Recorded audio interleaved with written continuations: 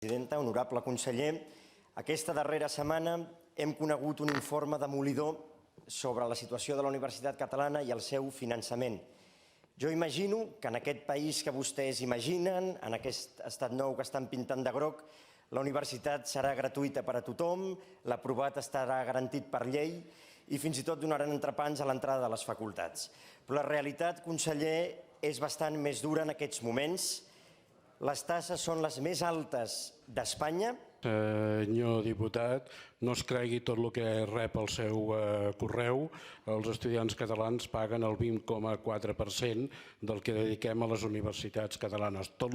I no em digui, conseller, que és que la situació financera de la Generalitat no permet baixar els preus, perquè altres comunitats amb una situació semblant els mantenen molt més baixos. Penso en la Comunitat Valenciana, per exemple. A Catalunya, un any de medicina costa 2.300 euros, un 40% menys a la Comunitat Valenciana. A Catalunya, un any d'administració i direcció d'empreses costa 1.500 euros, un 35% menys a la Comunitat Valenciana. A vegades tinc la sensació, conseller, que vostès juguen als toros amb la població catalana. És a dir, posen el capote de l'estelada i quan la gent entra els hi claven l'estocada a les seves butxaques i a l'estat del benestar.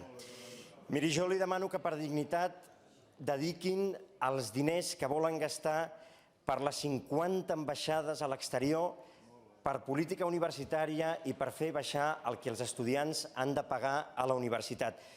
Però miri, conseller, acceptaria les ambaixades amb una condició, amb la condició que vostès mateixos s'anomenessin ambaixadors, deixessin el govern, marxessin del govern i deixessin pas a un govern que per una vegada fos seriós, rigorós, normal, digne i pensés en el que necessiten els ciutadans i les ciutadanes de Catalunya.